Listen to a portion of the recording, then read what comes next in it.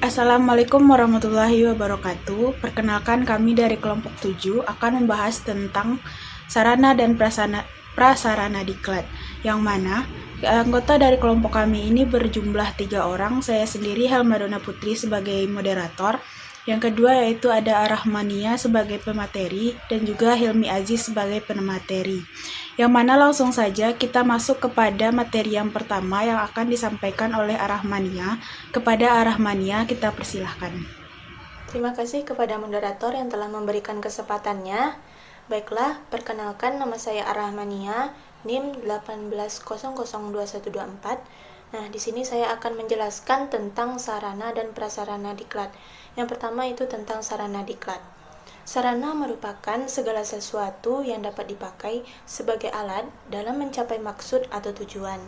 Sesuai dengan Peraturan Kepalalan atau Perkalan Nomor 19 Tahun 2015 tentang Pedoman Penyelenggaraan Diklat Kepemimpinan Pusdiklat Tingkat 3 dan Perkalan Nomor 20 Tahun 2015 tentang Pedoman Penyelenggaraan Diklat Kepemimpinan Tingkat 4, maka sarana yang harus disediakan diantaranya yaitu meja dan kursi belajar, papan tulis, flip chart, sound system, TV dan video, kaset dan komputer atau laptop, LED proyektor, jaringan WiFi, buku referensi, modul atau bahan ajar, dan teknologi multimedia.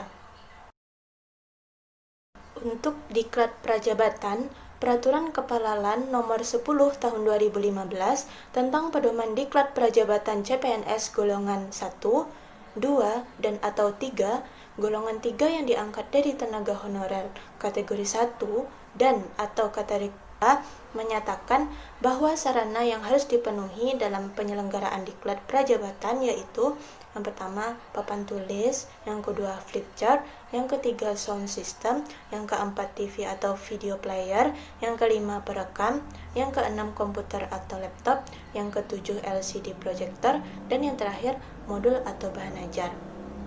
Nah, selanjutnya materi yang kedua tentang prasarana diklat. Prasarana merupakan segala sesuatu yang merupakan penunjang utama terselenggaranya sesuatu. Dalam hal ini, proses pembelajaran.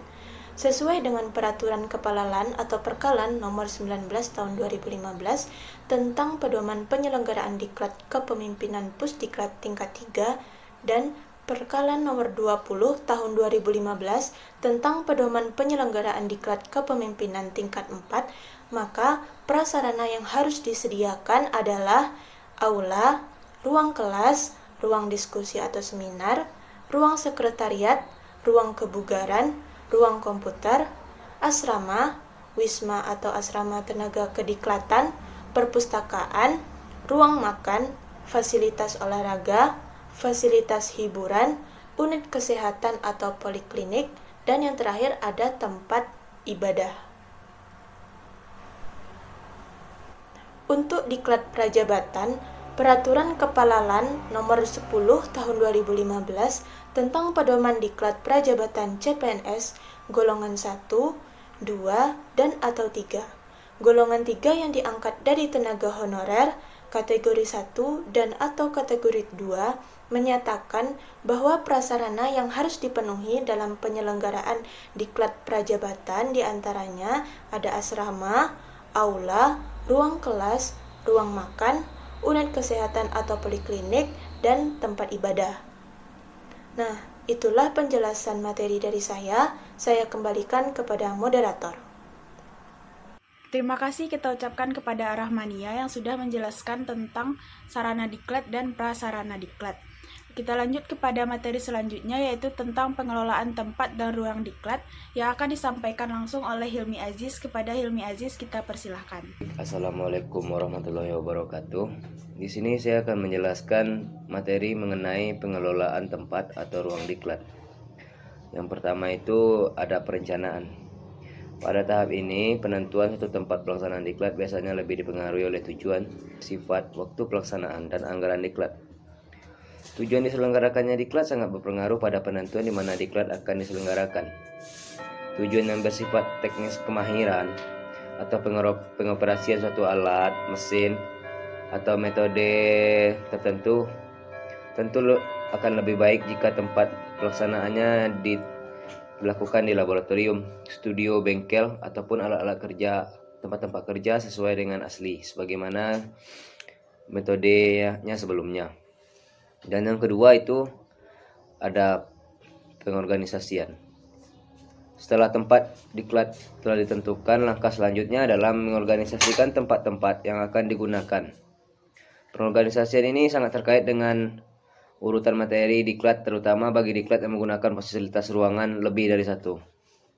Yang ketiga itu ada tahap pelaksanaan.